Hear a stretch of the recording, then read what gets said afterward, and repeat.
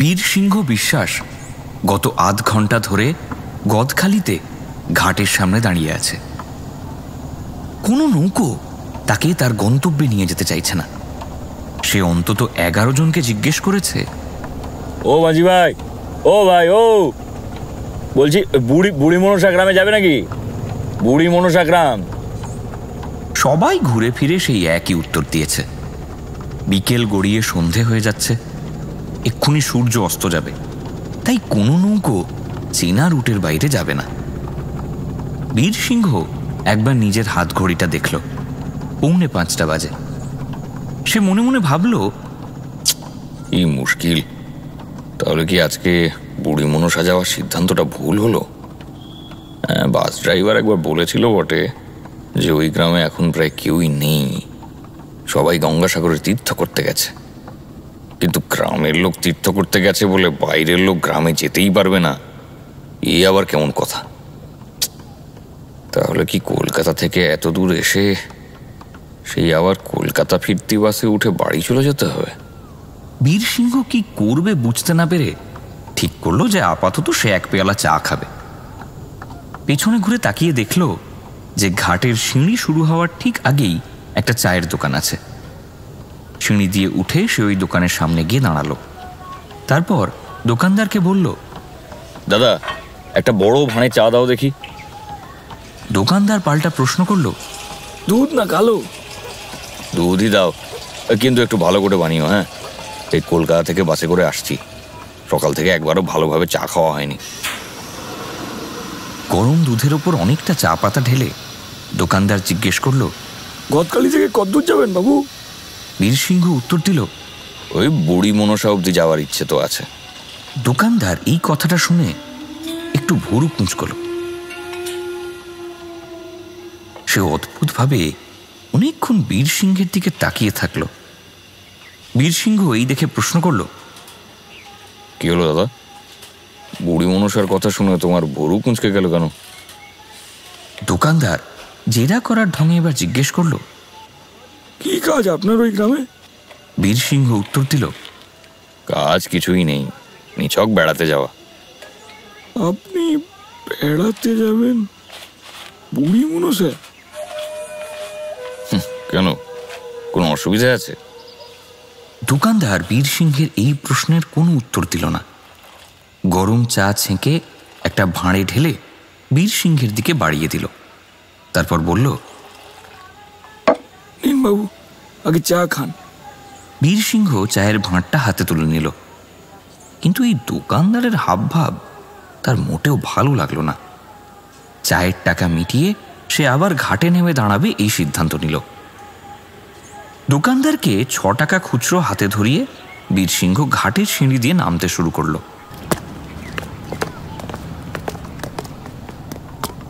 কি মনে হতে বীরসিংহ একবার ওই দোকানদারের দিকে তাকালো। সে দেখল ওই দোকানদার তার দিকে ভূতের মতো এখনো ঠাঁই তাকিয়ে আছে।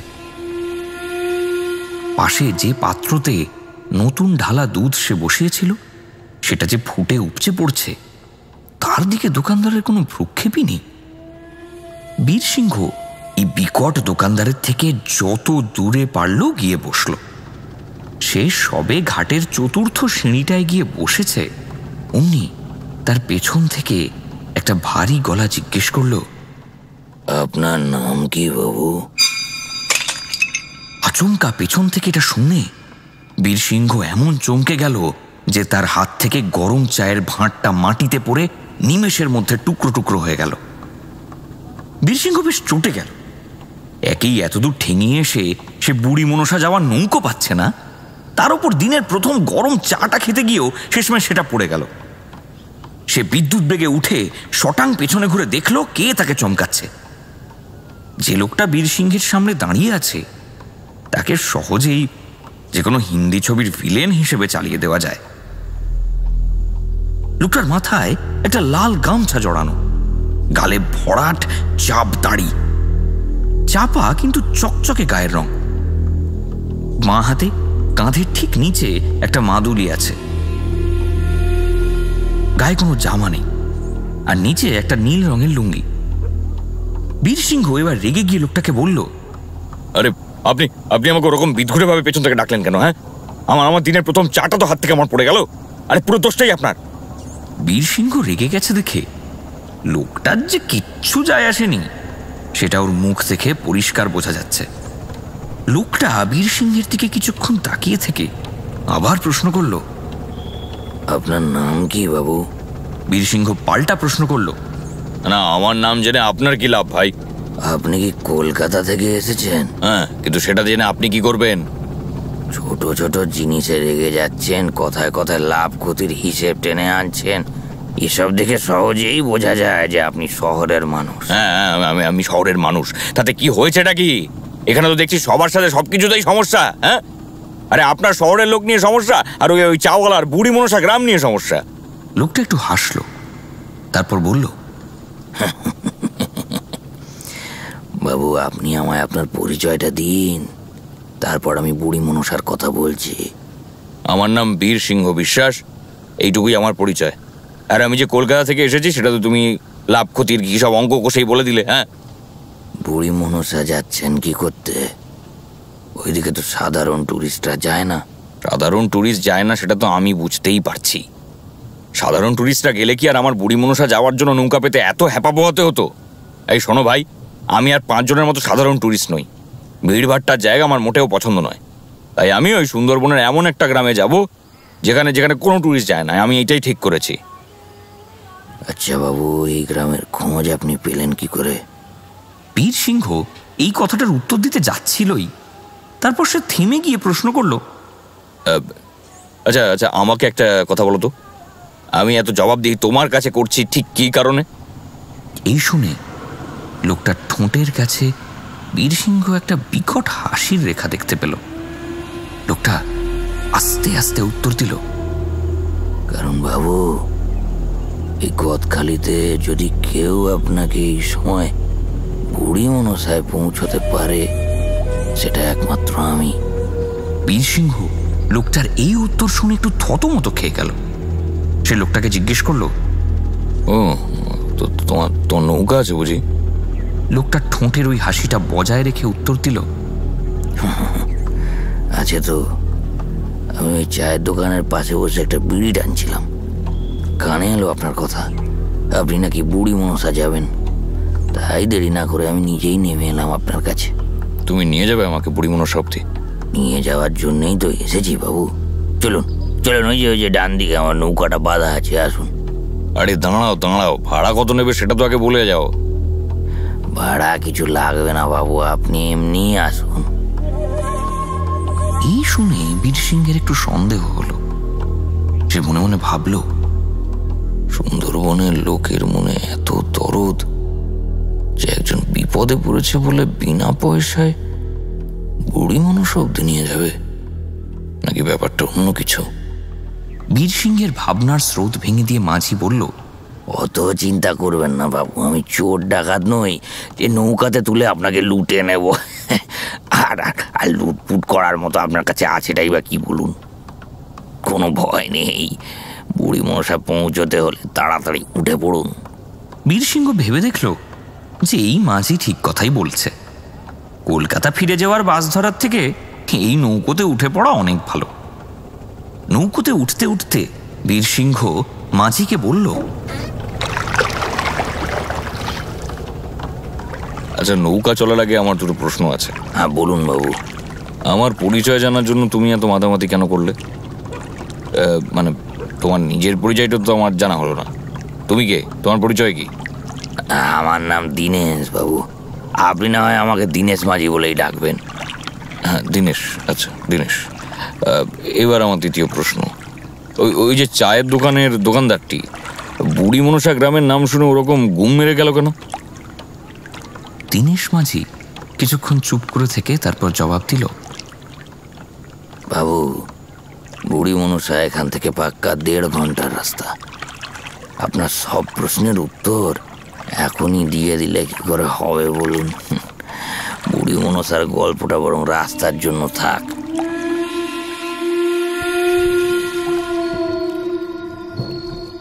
দীনেশ মাঝির নৌকো যখন গদখালি থেকে রওনা দিল তখন বীরসিংহের হাত ঘড়িতে সন্ধে 6:20 বাজে। সূর্যের আলো একেবারে নিভে গেছে। বীরসিংহ যখন গদখালির ঘাটে অপেক্ষা করছিল তখনও পড়ন্ত সূর্যের শেষ পর্যায়ের ধিমে আলো ছড়িয়েছিল চারিদিকে, কিন্তু এখন চারপাশটা ঘুটঘুটে অন্ধকার।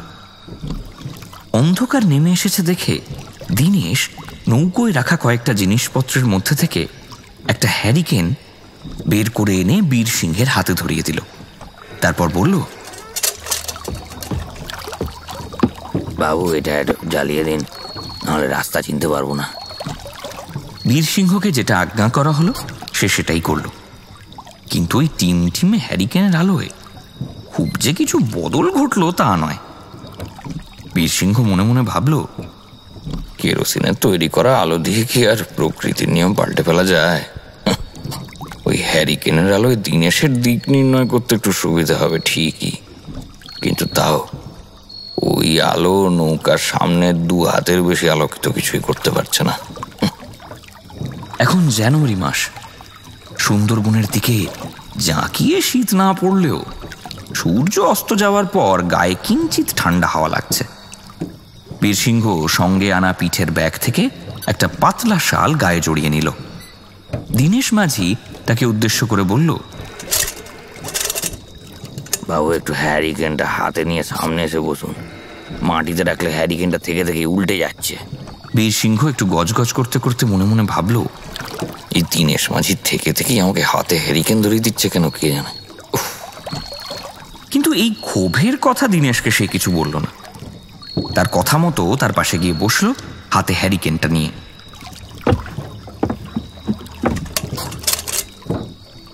গদখালি থেকে প্রায় আধ ঘন্টা সোজা রাস্তায় নৌকো এগোতে থাকলো। আশপাশটা অন্ধকার হলেও নৌকোয় জ্বলতে থাকা আলো পরিবেশটাকে বেশ মনোরম করে তুলেছে। বীরসিংহের এই নৌকায় বসে প্রথমবার মনে হলো যে সে সত্যি বেড়াতে এসেছে। নৌকো বাইতে বাইতে এবার দীনেশ মাঝি প্রশ্ন করল, আচ্ছা বাবু, আপনি ওই সুন্দরবনের অন্য সব টুরিস্ট স্পটগুলোতে যাবেন না কেন? বুড়ি মনের সাথে তো দেখার কিছুই নেই। বীরসিংহ উত্তর দিল, দেখো ভাই, আমি গত বছর আমার চাকরি থেকে অবসর নিয়েছি। যখন চাকরি ছিল তখন নিঃশ্বাস ফেলারও সময় পেতাম না। কাজের সূত্রে এই প্রান্ত থেকে ওই প্রান্ত খালি ছুটোছুটি করতে হতো। এর মধ্যে ঘুরে বেড়ানোর সময় পাওয়া যায় না। তার উপর আমি বিয়ে থাকা করিনি, বাড়িতে বউও নেই যে সে একটু দীঘা, পুরী, দার্জিলিং যাওয়ার আবদার করে বসবে। বাড়িতে আমার সঙ্গী বলতে বাড়ির কেয়ারটেকার সুরেন। তাই যখন অবসর নিলাম তখন মনে হলো আমি একাকিত্বে আর কাজের অভাবে হয়তো শিগগিরই পাগল হয়ে যাব। ভাগ্যক্রমে চাকরি জীবনে জমানো খানিকটা টাকা ছিল। ব্যাস, তখনই ঠিক করে ফেললাম আমার এই ফাঁকা সময় আমি ঘুরে বেড়িয়েই খরচ করব। তা বাবু, ভালো করেছেন, কিন্তু শহরের লোকরা তো শুনেছি টাকা জমিয়ে বিদেশ যায়। আপনি তাহলে সুন্দরবনের গ্রামে যাচ্ছেন কেন? শহরের লোকেরা বিদেশ যায় ঠিকই, কিন্তু ওতে পকেটের ওপর চাপও পড়ে অনেক। কয়েকবার দেশের বাইরে গেলেই আমার সব জমানো টাকা ফড়ুত করে উড়ে যাবে। তার থেকে বাবু আমি আমার রাজ্যেই ঘুরে বেড়াই। দেখার জায়গা তো আর কম নেই এই বাংলায়। পকেটের চাপও পড়বে না, আবার মজা করে ঘুরে বেড়ানো হবে। এরপর কিছুক্ষণ নৌকোয় কোনো কথা হলো না। এই ফাঁকে দীনেশ মাঝি কোথা থেকে যেন একটা বিড়ি বের করে কানের পাশে ওটা রোগড়ে তারপর ধরিয়ে ফেলল। বিড়িতে বেশ কয়েকটা শুকটান মেরে তারপর আবার বীরসিংহকে প্রশ্ন করল, আচ্ছা বাবু, আপনি বুড়ি মনসা যাচ্ছেন তো ঠিক আছে, কিন্তু থাকবেন কোথায় কিছু ভেবেছেন নাকি? ওখানে তো না, ওখানে কোনো হোটেল টোটেল তো নাই। তার উপর আবার এখন মকর সংক্রান্তির সময়। ওই গ্রামের তো সব জোয়ান লোকজন দল বেঁধে গেছে সাগরদ্বীপ, গঙ্গাসাগরে তীর্থ করতে। গ্রামে তো প্রায় কোনো জনমানবই নাই। বীরসিংহ রাতে যে কোথায় থাকবে সেটা নিয়ে তার যে একেবারে চিন্তা হচ্ছিল না এমনটা নয়। কিন্তু সে এর আগেও গ্রামেগঞ্জে থাকার জায়গা ঠিক একটা ব্যবস্থা করেই নিয়েছে। কোনোদিন কোনো অসুবিধার সম্মুখীন হতে হয়নি তাকে।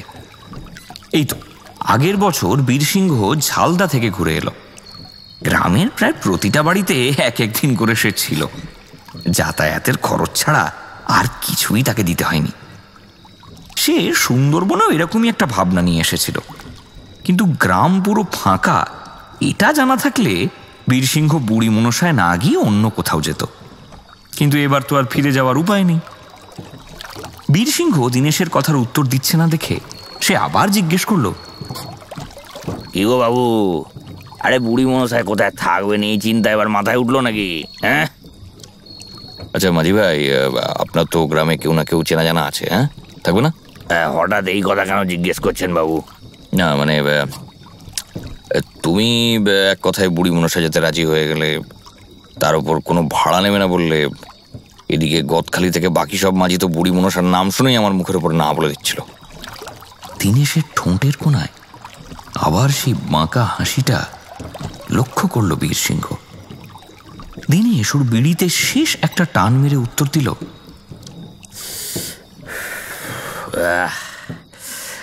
বুড়ি মনসায় চেনা জানা আমার অল্প বিস্তর আছে। আমরা আগে পৌঁছে যাই, তারপর আমি দেখছি কি করা যায়। ইতিমধ্যে নৌকো একটা নদীর একটা মোড়ে এসে পৌঁছেছে। বাকি সবকটা নৌকো সোজা চলে যাচ্ছে, কিন্তু বীরসিংহ দেখল যে দীনেশ ওদের নৌকো বাঁ দিকে একটা সরু রাস্তায় ঘুরিয়ে দিল। সত্যি কথা বলতে বীরসিংহর এবার একটু ভয় করতে লাগলো। যতক্ষণ অন্য নৌকোর আলো, লোকেদের ভিড় আর কথাবার্তার আওয়াজ কানে আসছিল ততক্ষণ কিন্তু বীরসিংহর কিছু মনে হয়নি। কিন্তু এই বাঁ দিকের বাঁক নেওয়ার পর যেন মনে হলো আশেপাশের এই মর্মান্তিক নিস্তব্ধতা গলা ফাটিয়ে চিৎকার করছে। একটা ঝিঝি পোকার আওয়াজও শোনা যাচ্ছে না। তার উপর হঠাৎ করে নদীর দুদিকে জঙ্গল শুরু হয়ে গেছে, আর যত নৌকো এগোচ্ছে জঙ্গল তত ঘন হতে থাকছে। ওই টিমটিমে হ্যারিকেনের আলোয় সামনে প্রায় কিছুই দেখা যাচ্ছে না। বীরসিংহ দেখল যে দীনেশের মুখে কোনো উদ্বেগ নেই। সে নিজের মনে নৌকো চালিয়ে যাচ্ছে। পরিবেশ শুনশান হয়ে যাওয়ার পর যেন তার মনে একটু বেশি করে পুলক জেগেছে।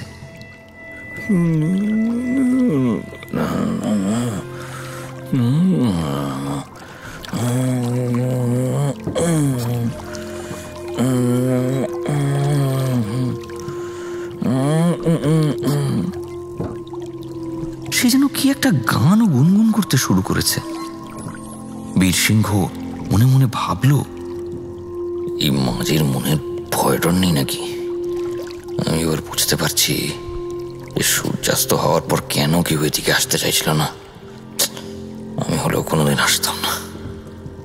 তবে এই দীনেশ বিনা পয়সায় এত দূর আসতে রাজি কেন হলো? ওর কি অন্য কোনো মতলব আছে নাকি? ঠিক এই সময় নৌকোটা জলে একটা কিছুর সঙ্গে ধাক্কা খেল। আর ধাক্কার জোর এমন ছিল যে নৌকো জলের দিকে ভয়ানকভাবে ঝুঁকে পড়েছিল। বীরসিংহ তো ভেবেছিল যে আজকে বোধহয় নৌকো উল্টে যাবে। বীরসিংহ সাঁতার জানে না, সে জলে পড়লে তার কি হতো সেটা বোধহয় একমাত্র ভগবান জানে। কিন্তু নৌকো জলে পড়ল না। পেন্ডুলামের মতো এদিক ওদিক কয়েকবার টাল খেয়ে ধাক্কা সামলে সোজা হয়ে ভাসতে শুরু করলো। বীরসিংহ এবার কাঁপা কাঁপা গলায় দীনেশকে প্রশ্ন করল, আরে আরে আরে আরে আরে দীনেশ দীনেশ, এটা এটা কি কি কি হলো? দীনেশ উঠে দাঁড়িয়ে ঝুঁকে জলের দিকে তাকালো। সে এই অন্ধকারে কি করে কিছু দেখতে পাচ্ছে সেটা বীরসিংহর মাথায় ঢুকলো না। জলে মন দিয়ে কিছুক্ষণ তাকিয়ে থেকে দীনেশ মাঝি জবাব দিল, ভয় নেই বাবু, ভয় নেই, কিচ্ছু না, ওই কিছু হয়নি। একটা মরা গরুর লাশ খালি জলে ভাসছিল, ওই লাশের সঙ্গে নৌকাটা ধাক্কা খেয়ে গেছে। আমি লাশটাকে কাটিয়ে নৌকা এগিয়ে নিয়ে যাচ্ছি, কোনো চিন্তা নাই। বীরসিংহ প্রথমে দীনেশ মাঝির কথা শুনে ওর ওর দিকে অবিশ্বাসের চোখ নিয়ে তাকালো। কিন্তু দীনেশের মুখে কোনো বদল ঘটল না। সে নৌকাটা আলতো করে ডান দিকে বেঁকিয়ে আবার সোজা রাস্তায় নৌকো চালাতে শুরু করলো। বীরসিংহ তাড়াতাড়ি উঠে হাতে হ্যারিকেনটাকে তুলে নিয়ে নৌকোর পিছনে গিয়ে দাঁড়ালো। তারপর নদীতে আলো ফেলে দেখার চেষ্টা করলো যে নৌকোটা এত জোরে কিসের সঙ্গে ধাক্কা খেল। যেটা বীরসিংহ দেখল সেটা দেখে ওর গা ঘিন ঘিন করে উঠেছিল। দীনেশ মাঝি যেটা বলেছিল ঠিক তাই। একটা বিশাল গরুর মৃতদেহ ওই নদীর জলে ভাসছে। গরুটার শরীর কেউ বা কারা একেবারে ক্ষতবিক্ষত করে দিয়েছে। ওই মিহি আলোয় যতটুকু বীরসিংহ বুঝতে পারল, কয়েকটা ক্ষতচিহ্ন এখনো বেশ টাটকা। গরুটা মরেছে বেশিক্ষণ হয়নি। দৃশ্যটা ভয়ঙ্কর লাগছে।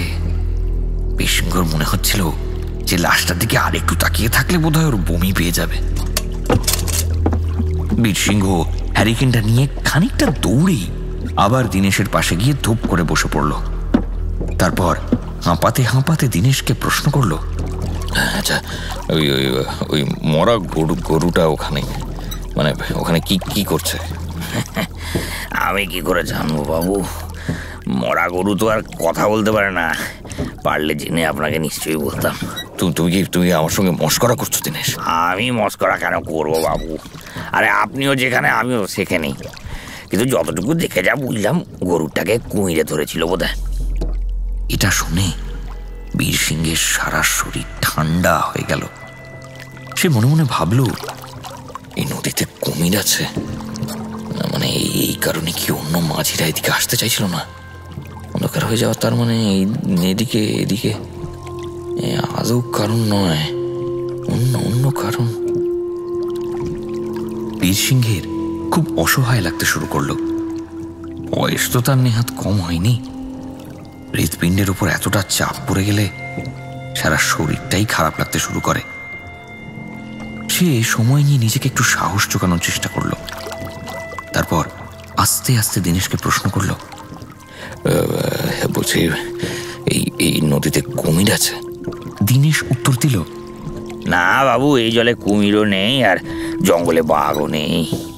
আপনিও তো চিন্তা করবেন না।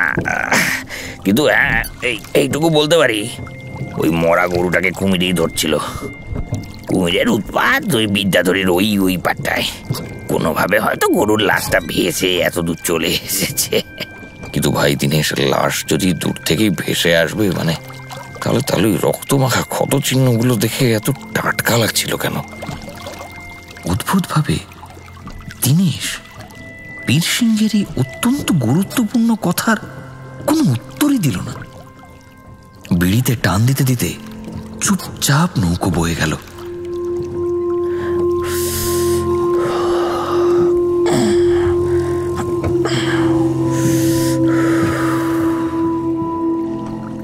বীরসিংহ একবার ফোনের টর্চটা জ্বালিয়ে নিজের হাত ঘড়িটার দিকে তাকালো। ঘড়িতে এখন 7:30 বাজে। সে দীনেশকে ডেকে জিজ্ঞেস করলো, আচ্ছা, বুড়ি মনসা পৌঁছতে আর কতক্ষণ? দীনেশ উত্তর দিল, খুব দেরি হলে আর আধ ঘন্টায় পৌঁছে যাবেন গো বাবু। আচ্ছা, তুমি এবার একটু আমাকে বলো তো, ওই যে গদখালিতে ওই চায়ের দোকানের দোকানদারটা বুড়ি মনসার নাম শুনে ওরকম অদ্ভুতভাবে ব্যবহার করলো কেন? কলকাতার লোক সুন্দরবনে এসে আর কোথাও না গিয়ে বুড়ি মনসা যাচ্ছে, তাও আবার ওই গঙ্গাসাগরের মরশুমে। এটা শুনলে আমার একটু সন্দেহ হতো বাবু। বাবু ঘুরে হওয়ার কথা গল্পে পড়ি আমরা বা শুনি। আজকে তো আমি চাক্ষুষ দেখে নিলাম। না, কিন্তু তুমি যে আমাকে বললে যে এই বুড়ি মনসা গ্রামের একটা গল্প আছে। হ্যাঁ, আছে তো। বুড়ি মনসার দিকে আগে নৌকা আসা নিষেধ ছিল, ওই বন দপ্তরের বারণ। ওদিকে জঙ্গল আরো অনেক গভীর ছিল আর বাঘের সংখ্যাও ছিল ভরপুর। এদিকে আসা নিষেধ ছিল, তাহলে বুড়ি মনসা গ্রামের লোক যাতায়াত করতো কি করে? মাঝি এই শুনে হেসে বলল, আপনাকে কে বললো যে বুড়ি মনসা গ্রামের লোক কোথাও যাতায়াত করতো? বীরসিংহ এইটা শুনে একটু হকচকিয়ে গেল। দীনেশ মাঝির কথার কোনো উত্তর সে দিতে পারল না। মাঝি আবার বলল, বুড়ি মনসা গ্রামে তো আগে আদিবাসীরা থাকতো, ওরাও বলে যে জাতি আছে তারা। তারপর গ্রামগুলোতে যখন ওই বন্যায় ডুবে গেল, ওই দিন থেকে লোকজন এসে ওই বুড়ি মনসা গ্রামের আশেপাশে নতুন করে বাড়ি তৈরি শুরু করলো, এই আর কি। তারপর আর কি আস্তে আস্তে ওরাও ওদের তাড়িয়ে জমি দখল নিল, ব্যাস এইটুকুই আমি জানি বাবু। এরপর মাঝি কিছুক্ষণ চুপ করে থাকলো, তারপর হেসে আবার বলল, এখন আর বুড়ি মনসাতে ওরাও নেই, বাঘও নেই, দুটোই ধুয়ে মুছে সাফ হয়ে গেছে। দীনেশ এবার হঠাৎ প্রশ্ন করল, আচ্ছা বাবু, আপনি কিসের চাকরি করতেন? আমি বেঙ্গল পুলিশে ছিলাম। আমার এক পুলিশ বন্ধু এই সুন্দরবনের অনেকগুলো থানায় ডিউটি খেটেছে। সেই বন্ধুই আমাকে এই বুড়ি মনসার খোঁজ দেয়। এবার দীনেশ মাঝি একটা অস্বাভাবিক গম্ভীর গলায় প্রশ্ন করল, আপনার এই পুলিশ বন্ধুর নামটা কি বাবু? অনিমেষ দাস।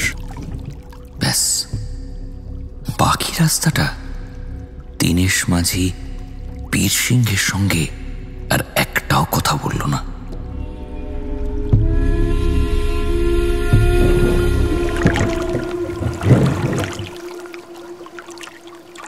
যখন দীনেশের নৌকো একটা পাড়ে গিয়ে থামল, তখন বীর সিংহের সময়ের হিসেব সব গুলিয়ে গেছে। আর এরই মধ্যে ওর হাত ঘড়িটাও হঠাৎ করেই আর কাজ করছে না। সে দীনেশকে প্রশ্ন করল, আমরা কি বুড়ি মনসা পৌঁছে গেছি? হ্যাঁ বাবু, এই পাড় দিয়ে উঠে ওই যে সোজা রাস্তাটা চলে গেছে, সেদিক থেকে 10 মিনিট হাঁটলেই আপনি একটা লাল রঙের মন্দির দেখতে পাবেন। হ্যাঁ, সেই মন্দির থেকে ঘুরলেই বুড়ি মনসা গ্রাম। বাঁদিকে যাবেন মন্দির থেকে। বীর সিংহ এবার নিজের ব্যাগটা কাঁধে পরে নিয়ে পাড়ে উঠে দাঁড়ালো।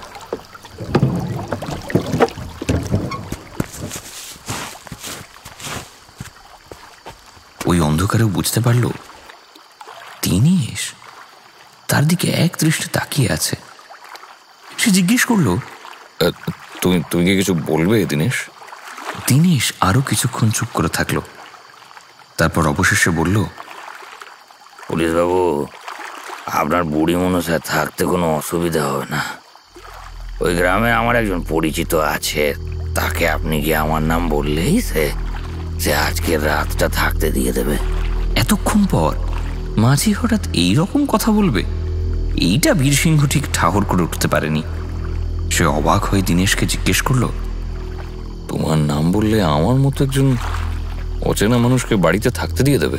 আমার সাথে রেণুকা দিদার অনেক বছরের সম্পর্ক। আমাকে দিদা সেই ছোটবেলা থেকে দেখছে।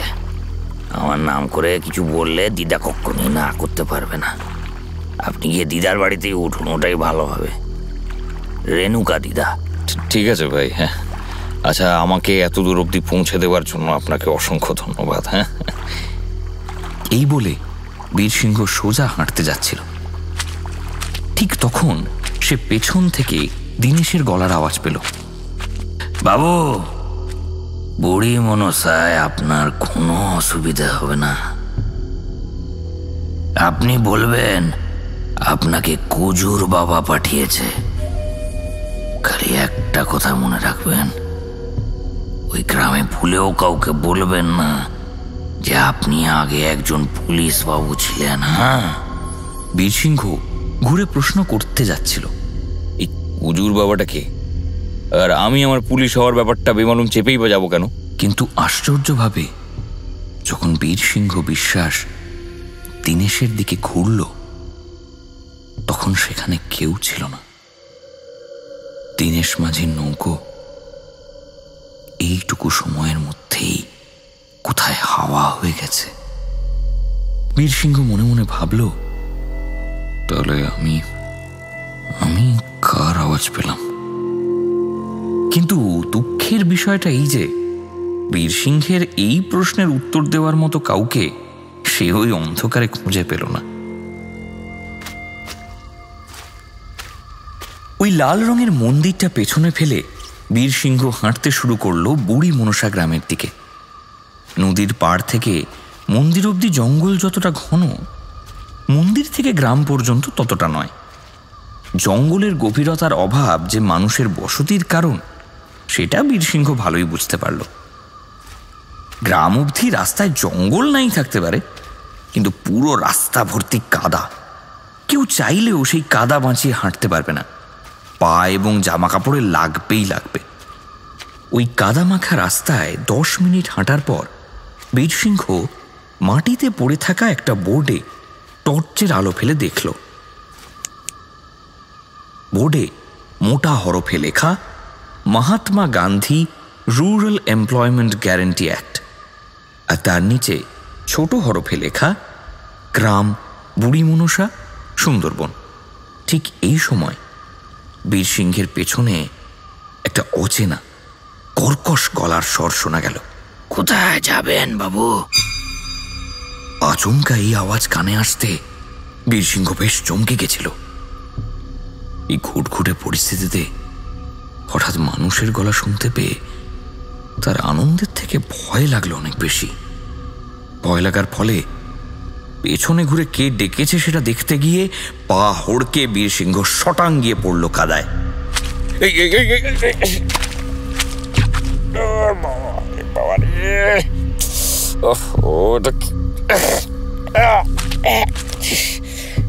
সে একেবারে বিচ্ছিরি অবস্থা। জামা কাপড় তো পুরো কাদায় বিসর্জন হয়ে গেলই, তার উপর কিছুটা কাদা ছিটকে চশমার মুখেও লাগলো। হন্তদন্ত হয়ে বীরসিংহ কাদা মাখা অবস্থায় উঠে দাঁড়ালো। কোনোভাবে কাদা গোলা হাতেই চোখ মুছে সে দেখার চেষ্টা করল যে কে তাকে এভাবে চমকেছে। বীরসিংহ চোখের সামনে টর্চের আলো ফেলে দেখল একজন ভীষণ রোগা আর শ্যামবর্ণ লোক খালি গায়ে একটা সাদা ল্যাঙট পরে দাঁড়িয়ে আছে। বীরসিংহ একটু রেগে গিয়ে লোকটাকে বলল, আচ্ছা আচ্ছা আচ্ছা আপনার কি কোনো আক্কেল নেই নাকি? হ্যাঁ, কেউ কেউ এভাবে ভূতের মতো কাউকে পেছন থেকে ডাকে? লোকটা বীরসিংহের এই অসহায় অবস্থাকে উপেক্ষা করেই আবার একই প্রশ্ন করল, কোথায় যাবেন বাবু? আরে বাবা, আমি কোথায় যাবো তাতে আপনার কি? না, আমার কিছু না। আপনি ওই আমাদের গ্রামের ফলকটা দেখছিলেন বলে আমি জিজ্ঞেস করলাম। তোমাদের গ্রাম? তুমি এই বুড়ি মনের সাথেই থাকো? আর কোথায় থাকবো বাবু, এই জঙ্গলের মাঝে তো একটাই গ্রাম। বীরসিংহ এবার লোকটাকে প্রশ্ন করল, তোমার নাম কি? আমার নাম নিতাই মণ্ডল বাবু, কিন্তু গ্রামের সবাই আমাকে নিত্য বলে ডাকে। আচ্ছা নিতাই, তুমি এই গ্রামে রেণুকা বলে কাউকে চেনো? ওমা, চিনব না মানে? আমি তো রেণু দিদার বাড়িতেই থাকি। এটা শুনে বীরসিংহ যেন একটু স্বস্তির নিঃশ্বাস ফেলল। বীরসিংহ এবার নিতাই মণ্ডলকে বলল, আমাকে একটু রেণু দিদার বাড়িতে নিয়ে যাবে? নিতাই জবাব দিল, হ্যাঁ নিশ্চয় নিশ্চয়, চলো চলো। বীরসিংহ একবার ভাবল যে নিতাইকেই বলবে তার ব্যাগটা একটু বয়ে দিতে, কিন্তু সেটা বলার আগেই নিতাই মণ্ডল হেঁটে 5 পা এগিয়ে গিয়েছে। কে শুনবে কার কথা? বুড়িমনসা গ্রামে পরপর সারি সারি কুঁড়ে ঘর, কিন্তু এখন একটাতেও আলো জ্বলছে না, সব কটা অন্ধকার। খালি দূরে একটা ঘরে আলো জ্বলছে বলে বীরসিংহের মনে হলো। বীরসিংহ দেখল নিতাই ওই শেষের ঘরটার দিকেই গিয়ে দাঁড়ালো। নিতাই ওই কুঁড়ে ঘরের সামনে দাঁড়িয়ে ডাকতে শুরু করলো, দিদা, ও দিদা, তোমায় কি খুঁজতে এসছে দেখো, ও দিদা। কিছুক্ষণ পরে ওই ঘর থেকে একজন বয়স্ক মহিলা বেরিয়ে এলেন। তার পরনে সাদা শাড়ি আর হাতে একটা লাঠি। ওই মহিলা একবার নিতাইয়ের দিকে তাকালেন, তারপর তাকে বললেন, নিত্য, তুই ঘরে যা, অনেক বাসন বাসি পড়ে আছে, যা ওগুলো মেজে দে। নিতাই আর কোনো কথা না বাড়িয়ে ওই কুঁড়ে ঘরের ভেতরে ঢুকে গেল। রেণুকা এবার বীরসিংহের দিকে তাকালেন। অনেকক্ষণ তিনি মুখে কিছু বললেন না, শুধু এক দৃষ্টে বীরসিংহের দিকে তাকিয়ে থাকলেন। রেণুকার দৃষ্টিতে এমন একটা তেজ ছিল যে বীরসিংহ সাহস করে নিজে থেকে কিছু বলতে পারল না। রেণুকা এবার নিজে থেকেই প্রশ্ন করলেন, আপনাকে কে পাঠিয়েছে বাবু? বীরসিংহ উত্তর দিল, আমাকে দিনেশ পাঠিয়েছে। ও বলল যে মানে ওর কথা বললে আজকের রাতটা আপনার এখানে একটু থাকতে পারবো আমি। বাবু, এটা আমার নিজের বাড়ি, আমোদ করার হোটেল না যে চাইলেই এখানে রাত কাটানো যাবে। না না, আপনি ওকে ভুল বুঝছেন। মানে আমাকে দিনেশ আপনার কথাটা, মানে ও যদি আপনার কথা না বলতো তাহলে আমি এখানে আসতাম না, বিশ্বাস করুন। মানে দিনেশই আমাকে। কে দিনেশ? আমার জীবদ্দশায় অনেক দিনেশের সাথেই তো আলাপ হয়েছিল, আপনি কার কথা বলছেন? এটা শুনে বীরসিংহ আরো থতমত খেয়ে গেল। তারপর তার কুজুর বাবার নামটার কথা মনে পড়ল। সে তাড়াতাড়ি রেণুকাকে বলল, কুজুর বাবা, এই দিনেশের আরেক নাম কুজুর বাবা। ও এটাই আপনাকে বলতে বলেছিল। ও গদখালিতে নৌকো চালায়। কুজুর বাবা, এই নামটা শুনে রেণুকার গলা অনেকটা নরম হয়ে গেল। সে উত্তেজিত কণ্ঠে জিজ্ঞেস করল, কুজুর পাঠিয়েছে আপনাকে বাবু? বীরসিংহ জবাব দিল, হ্যাঁ হ্যাঁ। আপনার এই অবস্থা হলো কি করে? কাদায় পড়ে গেছিলেন নাকি? আর বলবেন না, ওই আপনার নিতাই আমাকে পেছন থেকে এমন করে ডেকে চমকে দিল যে হড়কে, মানে কাদায় পড়ে গিয়েছিলাম আর কি, পা হড়কে। নিত্য খ্যাপা মানুষ, ফাঁকা সময় ওই জঙ্গলে টোটো করে ঘুরে বেড়ায়, কখন যে কি করে তার কোনো ঠিক নেই। আপনি ভেতরে আসুন, তাড়াতাড়ি একবার স্নান করে নিন, নিশ্চয়ই অনেকটা রাস্তা ঠেঙে এসেছেন। রেণুকা দেবীর বাড়িতে আলাদা করে স্নানঘর বলে কিচ্ছু নেই। বাড়ির পেছনে একটা খালি জায়গা আছে, যার একটা কোণায় পুরনো শাড়ির কাপড় দিয়ে পর্দা মতো ঝোলানো আছে, আর পর্দার ভেতরে একটা বালতি, একটা কল আর মাটিতে একটা সাবান। বাথরুমের এই ব্যবস্থা দেখে প্রথমে বীরসিংহের গাটা একটু রিরি করে উঠেছিল। তারপর সে মনে মনে ভাবল, একই কোনো পরিচিতি ছাড়া একজন বয়স্ক মহিলার বাড়িতে এসে উঠেছি। সে আমাকে আজকে ঠাঁই না দিলে আমি কোথায় যেতাম ভগবান জানে। আর তাছাড়া এই সুন্দরবনের লোকেদের দারিদ্র আর অভাব, এটা তো আর অস্বীকার করা যায় না। না ঠিক আছে, যে যেটুকু যা পেরেছে করেছে, এতেই হয়ে যাবে। বীরসিংহ যখন রেণুকা দেবীর ঘরে ফিরল, তখন রেণুকা দেবী তার দিকে তাকিয়ে জিজ্ঞেস করলেন, আপনার স্নান করতে এত দেরি হলো কেন? আমি তো ভাবলাম আপনি স্নান ঘর পেরিয়ে মরা নদীর দিকে চলে গেছেন। আচ্ছা, আপনাদের বাড়ির পেছনে কোনো নদী আছে নাকি? আমার তো চোখে পড়ল না। পেছন থেকে নিত্য ফোড়ন কেটে বলল, এখনো সময় হয়নি, সময় হলে ঠিক চোখে পড়বে। বীরসিংহ নিতাইয়ের এই কথার কোনো মানে বের করতে পারল না, কিন্তু ওকে যে বাড়তি প্রশ্ন করে লাভ নেই সেটাও বুঝতে পারল। এবার বীরসিংহ রেণুকা দেবীকে জিজ্ঞেস করল, আচ্ছা দিনেশ, মানে আপনার ওই কুজুর বাবা আমাকে বলেছিল যে একটা ওই মানে বুড়ি মনস্যার একটা কি গল্প আছে? হ্যাঁ, তা তো আছেই। এই গ্রামে একটা কেন, অনেক গল্প আছে। আপনি কোনটার কথা বলছেন? আচ্ছা, এই জঙ্গলে নাকি এক সময় বাঘ ছিল, তারপর আগে এই গ্রামে নাকি ওরাও আদিবাসীদের বাস ছিল, সেটা কি সত্যি? না বাবু, বাঘ নিয়ে বিশেষ কোনো গল্প নেই। এক সময় এই জঙ্গলে অনেক বাঘ ছিল, তারপর মানুষের বসতি বেড়ে যায়, হয় বাঘগুলোকে মেরে দেওয়া হয়, অথবা ওরা নিজেরাই অন্য জঙ্গলে চলে যায়। এ তো আপনারা জানেন, নতুন কিছু না। তাহলে ওই ওরাওদের গল্পটা? আপনাকে কুজুর যেটা বলেছে সেটা একটা গল্প। ওরাও আদিবাসীরা এই গ্রামে বহু যুগ ধরে থাকতো। তারপর সুন্দরবনের অন্য অঞ্চলগুলোতে বন্যা আর ক্ষয়ক্ষতি হওয়ার জন্য মানুষের ঢল এদিকে নতুন থাকার জায়গা খুঁজতে আসে। তারপর ধীরে ধীরে ওরা বিলুপ্ত হয়ে যায়। এটা তো সহজ গল্পটা। তাহলে কঠিন গল্পটা কি? এই প্রশ্নের উত্তরে রেণুকা দেবী কোনো কথা বললেন না। তিনি মাটির দিকে তাকিয়ে একেবারে অন্যমনস্কভাবে কি একটা ভাবতে লাগলেন। এই সময় বীরসিংহ লক্ষ্য করল, নিতাই দেওয়ালের কাছে চুপটি করে দাঁড়িয়ে ওদের কথা শুনছে। নিতাই এবার রেণুকাকে একটু চমকে দিয়ে আচমকা বলে উঠল, দিদা, এখন গল্পটা বলো না। রাত্রির বেলা বেহু আর মাতু দিদা এলে তারপরেই না বলো। রেণুকা নিত্য নিত্যর দিকে তাকিয়ে উত্তর দিল, উনি প্রথমবার আমাদের এখানে এসেছেন, তাও আবার শহরের বাবু। মাতু আর বেহু এলে ওরা আবার কি করে বসবে?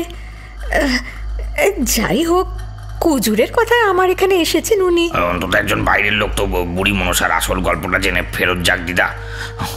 আমাদেরও তো কিছু বলার থাকতে পারে বাকিদের। হ্যাঁ,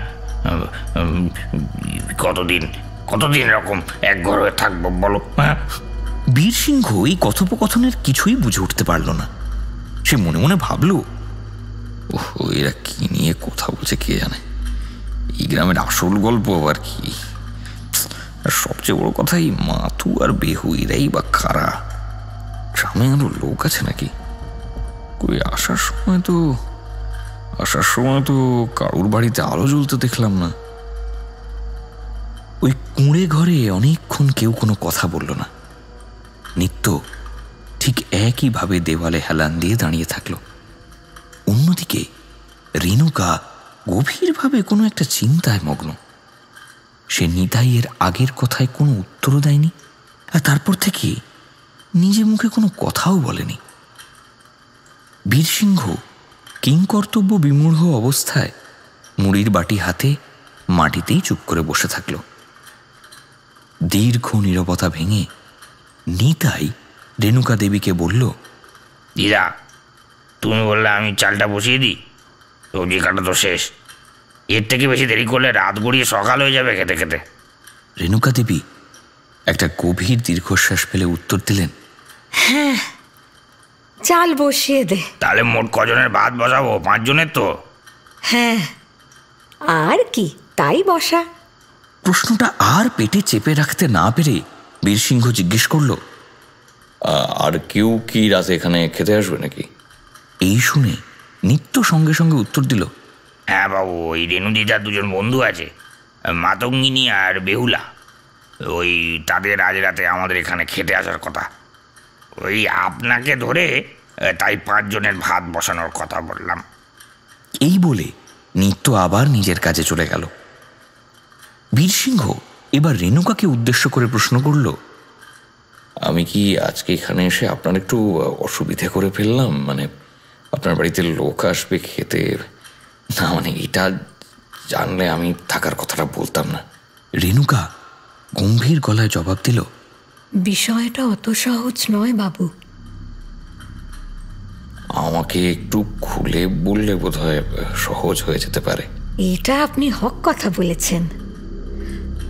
আসলে মাতঙ্গিনী আর বেহুলা আমার বহু পুরনো বন্ধু। ওরা প্রত্যেক অমাবস্যার রাতে আমার বাড়িতে খেতে আসার আবদার করে। সেই আবদার আজ অবধি আমি কোনোদিন ফেলতে পারিনি। কিন্তু আমার এই 2 বন্ধু খুব একটা মিশুকে নয়, বরং ঠিক তার উল্টো। ঠিক তার উল্টো মানে?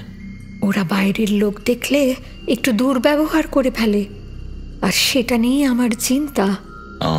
আমাকে নিয়ে অত চিন্তা করবেন না, একটা রাতের তো ব্যাপার। আমি কালকে সকাল সকাল বেরিয়ে পড়ব। এখানে থেকে আর মানে আপনাদেরকে উত্ত্যক্ত করব না। না না, আপনি এত ব্যস্ত হবেন না, আরাম করে থাকুন। ওদেরকে আমি সামলে নেব। ভাত, ডাল আর ডিমের ঝোল চলবে তো? চলবে মানে? আলবাত চলবে। আর আধ ঘন্টার মধ্যেই রান্না হয়ে যাবে। আপনি এখানেই বসুন। হ্যাঁ, আমি আসছি। এই বলে রেণুকা বাড়ির পেছন দিকে চলে গেলেন। ঠিক এই সময় বাড়ির দরজায় একটা ঠক ঠক আওয়াজ হলো। বাড়ির ভেতর থেকে নিত্য বা রেণুকা দরজা খুলতে আসছে না দেখে বীরসিংহ নিজেই উঠে গিয়ে দরজা খুলল। দরজা খুলে সে দেখতে পেল চৌকাঠের ওপারে 2জন বয়স্ক মহিলা দাঁড়িয়ে আছেন। তাঁদের 2জনের গায়ের রং চাপা, পরনে সাদা পাড় কালো শাড়ি এবং চুলের রং ধপধপে সাদা। এরা এই যে রেণুকা দেবীর 2জন বন্ধু বেহুলা এবং মাতঙ্গিনী, সেটা বুঝতে বীরসিংহের বিশেষ অসুবিধে হল না। দরজার সামনে একজন অচেনা পুরুষকে দেখতে পেয়ে ওনাদের 2 জোড়া ভুরু কুঁচকে গেল। 2জনের মধ্যে একজন একটা ভীষণ তীক্ষ্ণ গলায় প্রশ্ন করলেন, তুমি কে? আর রেনুর বাড়িতে কি করছো এই অসময়?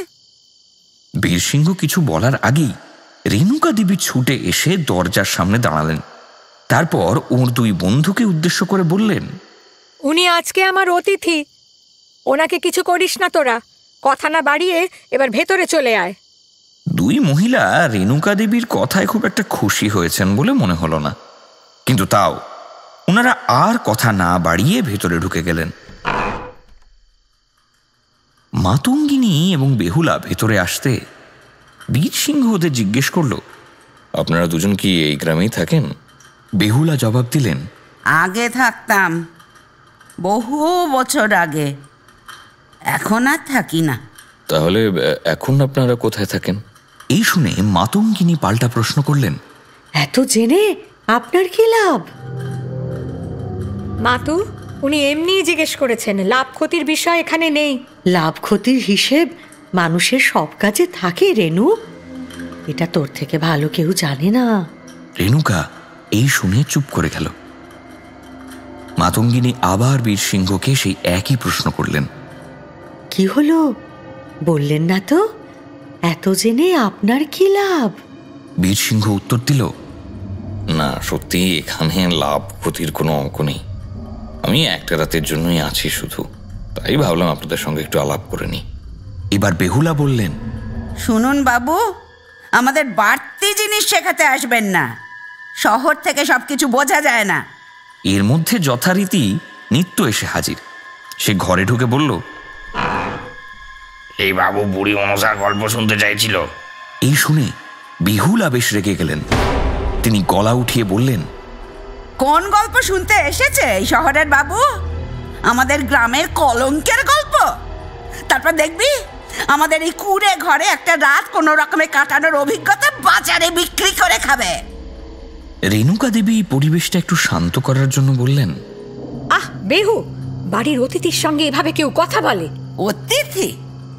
এটা কি তোর বাড়ির নতুন নিয়ম রেনু, যে সে তোর বাড়িতে এসে উঠবে আর তাকে অতিথি বলে মান্যতা দিতে হবে? ইনি কে? কোথা থেকে এসছেন? পরিস্থিতি প্রতিকূল হচ্ছে দেখে অন্য মহিলা, যার নাম মাতঙ্গিনী, তিনি আস্তে আস্তে বললেন, উনি কে আর এখানে কেন এসেছেন সেটা ওনাকেই বলতে দে বেহু। এরপর বীরসিংহ দেখল যে ঘরের চারটে মাথা সঙ্গে সঙ্গে তার দিকে ঘুরে গেল।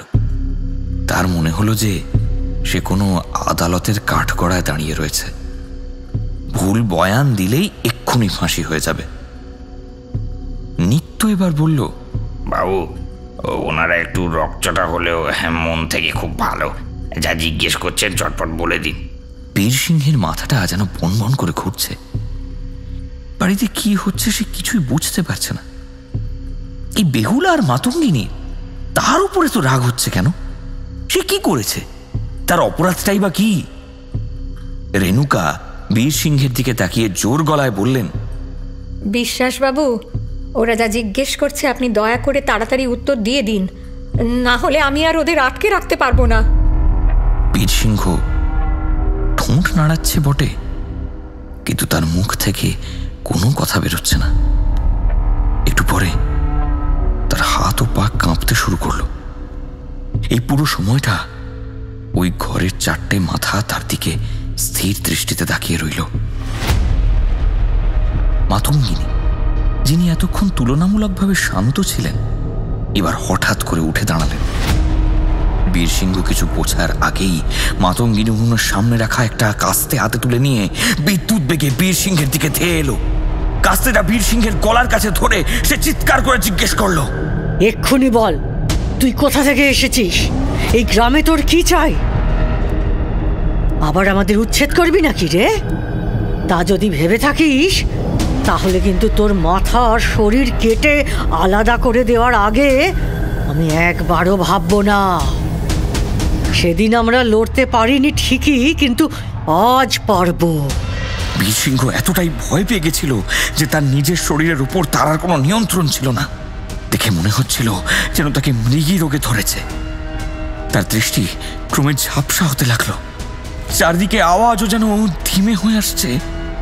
সে শেষ শুনতে পেল মাতঙ্গিনী বলছে, সব খুন হওয়া ওরা ওদের দিব্যি, আর একটাও বাইরের লোক বুড়ি মনসায় ঢুকতে দেব না। এরপর বীরসিংহের আর কিচ্ছু মনে নেই, সব চুপ, সব অন্ধকার। বীরসিংহ বোধহয় অজ্ঞান হয়ে যাওয়ার পর একটা স্বপ্ন দেখতে শুরু করলো। অবশ্য যেটা সে দেখছিল সেটা আদতে বাস্তব না স্বপ্ন, সেটা সে এই রাতটা কেটে যাওয়ার পরেও ঠিক বুঝে উঠতে পারেনি। সে দেখছিল যে তাকে চ্যাংদোলা করে নিত্য রেণুদিদা, মাতুদিদা আর বেহুদিদা ওই কুঁড়ে ঘরের পেছনের মরা নদীতে নিয়ে যাচ্ছে। তারপর তাকে ওই মরা নদীর কাদায় শটাং ফেলে দিয়ে ওরা বাড়ির দিকে ফিরে যাচ্ছে। বীরসিংহ স্বপ্নে পরিষ্কার শুনতে পেল নিত্যর গলা। বাড়ির দিকে হেঁটে যেতে যেতে এসে বলল, বুড়ি মনসার বুড়ি, ওরা ওদের তেজ গায়ে লেগেছে তো, জ্ঞান ফিরতে সময় লাগবে। এই শুনে রেণুকা বললেন, মরা নদীর জল একটু গায়ে লাগুক, মাতু আর বেহুর তেজ গা থেকে ঝরে যাবে। আসলে বাইরের লোক তো, ওদের তেজ অনুভব করে বেসামাল হয়ে গেছে। তারপর আর স্বপ্নে বীরসিংহ কিছু শুনতে পেল না। কেন জানি না, এই স্বপ্নেও তার মাথা ঘূর্ণির মতো পনপন করে ঘুরছিল। হঠাৎ সে বুঝতে পারল ওই মরা নদীতে আস্তে আস্তে জল বাড়তে শুরু করেছে। কিছু সেকেন্ডের মধ্যে নদীতে জলের তেজ কয়েক গুণ বেড়ে গেল। জল বাড়তে বাড়তে এমন পর্যায়ে চলে গেল যে জলের তোড়ে বীরসিংহ বয়ে যেতে লাগলো। কোথায় বয়ে যাচ্ছে সেটা সে বুঝতে পারল না। সে ওই স্বপ্নে উঠে দাঁড়িয়ে দৌড়ানোর চেষ্টা করলো, কিন্তু কোনো লাভ নেই। সে শরীর নাড়াতে পারছে না, তার নিজের শরীর অবশ, কোনোভাবেই সেটা নিয়ন্ত্রণ করা যাচ্ছে না। বীরসিংহের পদে পদে ভয়ের অনুভূতি বাড়ছে। কি হচ্ছে সে কিচ্ছু ঠাহর করতে পারছে না। তার পাগল পাগল লাগছে। এই মরা নদীতে জল এলো কি করে? মাতু আর বেহুদি তাদের কিসের তেজের কথা বলছিল নিত্য? সেই তেজ গায়ে লাগলে কি হয়? জল বেড়ে এবার ওই মরা নদীতে এতটাই গভীর হয়ে গেছে যে বীরসিংহর মনে হলো সেই নদীতে ডুবতে শুরু করেছে। সে সাঁতার জানে না। সে মনে মনে ভাবলো, আচ্ছা অন্য সময় তো পাহাড় থেকে পড়ে গেলে বা সমুদ্রে ডুবে গেলে স্বপ্ন শেষ হয়ে যায়, ঘুম ভেঙে যায়। এই ক্ষেত্র কি সেটা হবে? ইতিমধ্যেই জল বীরসিংহের গলার কাছ অবধি চলে এসেছে। নিমেষের মধ্যে জল এবার তার মুখে ঝাপটা মারতে শুরু করবে। তারপর কি বীরসিংহ জানে না। সে শুধু জানে যে জলে ডুবে গেলে বোধহয় এই স্বপ্নটা শেষ হয়ে যাবে।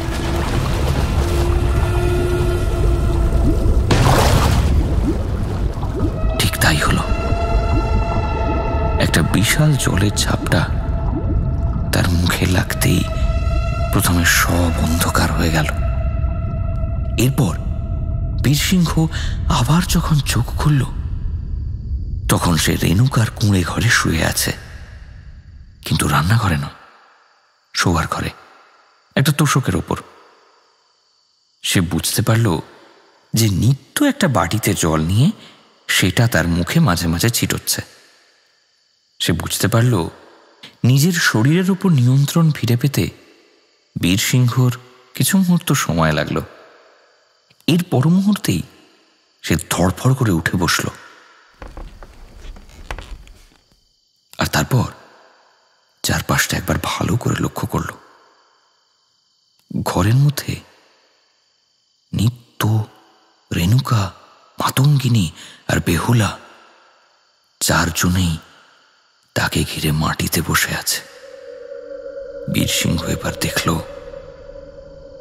যে ঘরের চারটে মাথা তার দিকে ভূতের মতো এক দৃষ্টে স্থির হয়ে চেয়ে আছে। বীরসিংহ উত্তেজনা আর উদ্বেগ মেশানো গলায় বলল,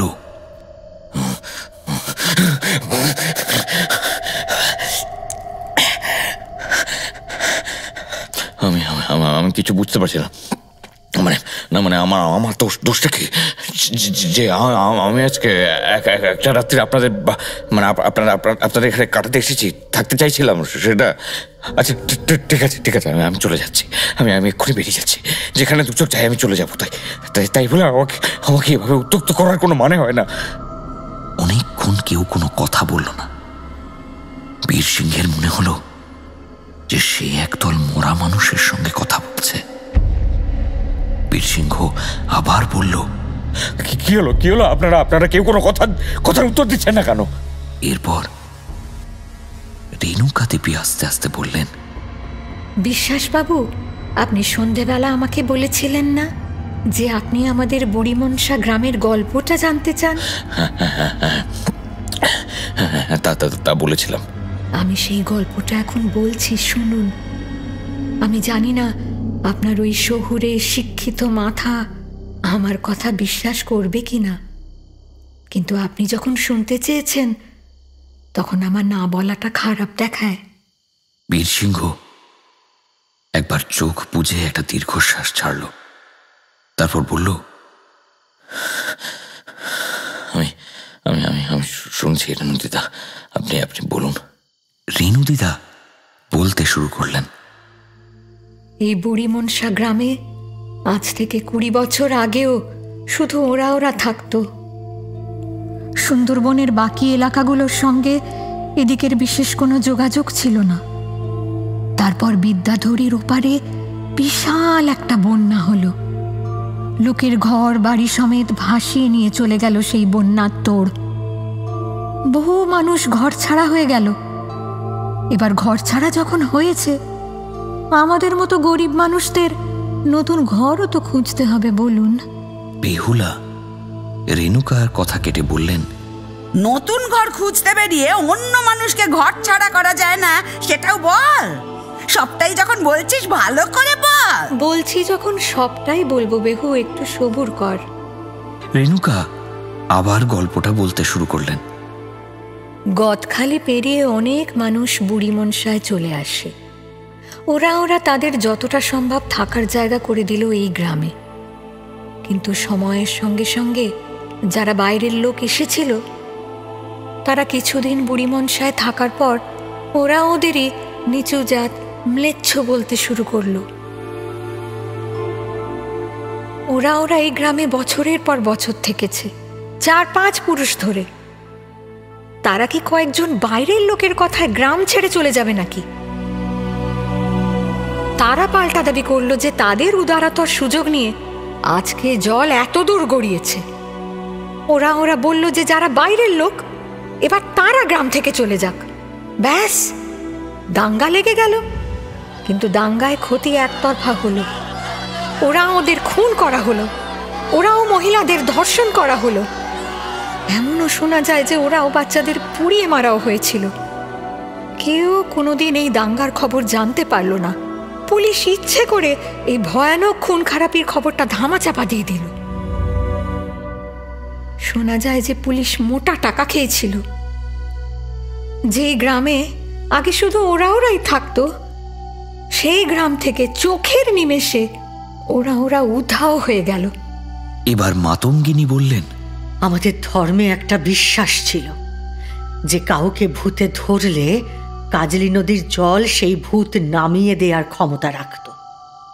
কিন্তু ওরা উধাও হয়ে যাওয়ার পর সেই নদী শুকিয়ে গেল, এবং যেই নদীর জল ভূত তাড়াতে সাহায্য করত, সেই মরা নদী থেকে একদিন আমরা উঠে এলাম। বীর সিংহের ভুরু এবার কুঁচকে গেল। সে ধীর গলায় প্রশ্ন করল, আচ্ছা, আপনি ওরাওদের কথা বলার সময় বারবার আমরা করছেন কেন? নিত্য একটা বিচ্ছিরি হাসি হেসে জবাব দিল, বেহু আর মাতু দিদা ওরাও জাতির মানুষ। সেই দাঙ্গায় ওরা ধর্ষণ আর খুন হয়েছিল। প্রতি বছর যখন বাকি গ্রাম গঙ্গাসাগরে তীর্থ করতে যায়, তখন মাথু আর বেহুদিদারা রেণুদিদার বাড়িতে থাকতে আসে। রেণুদিদা ওনাদের খেতে দেয়, ওনাদের সঙ্গে গল্প করে। বীরসিংহ নিত্যর কথা শুনেছে বটে, কিন্তু একটি শব্দ সে হজম করতে পারছে না। সে মনে মনে ভাবছে, এরা কি পাগলের প্রলাপ বকছে নাকি? হ্যাঁ, মাতঙ্গিরি আর বেহুলা দাঙ্গায় মারা গিয়ে থাকলে আমি সারা রাত ধরে তাদেরকে এইভাবে চোখের সামনে কি করে দেখতে পাচ্ছি? রেণুকা কিছুক্ষণ বীরসিংহকে লক্ষ্য করে তারপর বললেন, বিশ্বাস বাবুর বোধহয় আমাদের কথা বিশ্বাস হচ্ছে না। এবার মাতঙ্গিনী বললেন, তার মানে বলছিস আর একবার মরা মানুষের তেজ ওর গায়ে লাগাতে হবে? কাস্তেটা আবার হাতে তুলবো নাকি? বেহুলা বললেন, আর একবার ওই তেজ ওর গায়ে লাগলে ও আর বাঁচবে না।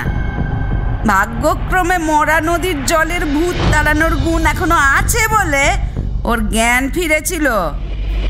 এইবার হলে আর ফিরবে না। বীরসিংহ সবার সামনে নিজেকে অনেকবার গালে চড় মারল। তার মনে হলো সে এখনো স্বপ্নের দেশে আছে। কোনোভাবে এই স্বপ্ন থেকে বেরোতে পারলে বোধ হয় সব ঠিক হয়ে যাবে। বীরসিংহ চিৎকার করে বলতে শুরু করলো, না না না না না না না না, এটা হতে পারে না। আপনারা সবাই মিথ্যে বলছেন। এগুলো কিচ্ছু সত্যি না, কিচ্ছু না। এরপর বীরসিংহ একটা চেনা গলার আওয়াজ শুনতে পেল। বীরসিংহ দেখল যে তার থেকে কয়েক হাত দূরে দীনেশ মাঝি দাঁড়িয়ে আছে। দীনেশ বলল, ওকে তোমরা যেতে দাও, সব ওরা এখনো বিলুপ্ত হয়নি। আমার মতো লোকও তো আছে। নাম পাল্টে দীনেশ করেছি ঠিকই, কিন্তু আমি তো তোমাদের কাছে সেই কুজুর হয়ে থাকবো গো, থেকে যাব। রেণুকা নরম গলায় উত্তর দিলেন, তা বাবা কুজুর, বিশ্বাস বাবুকে নিয়ে এখন কি করবি ভাবছিস? দীনেশ উত্তর দিল, কিচ্ছু করবো না দিদা। আমি নৌকো করে বাবুকে গদখালি পৌঁছে দিয়ে আসছি। তোমরা ওনাকে রেহাই দাও। দীনেশ মাঝি বীরসিংহকে সত্যি সত্যি সেই রাতে গদখালি অবধি পৌঁছে দিয়েছিল।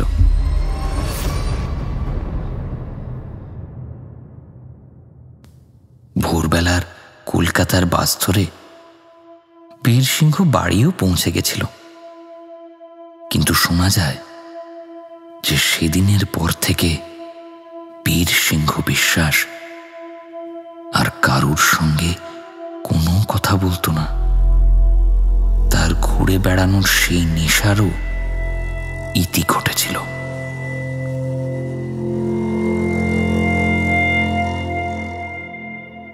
হারহিম হরর আপনারা শুনতে পারেন এক্সক্লুসিভলি মির্চি বাংলার ইউটিউব চ্যানেল এবং গানা অ্যাপে।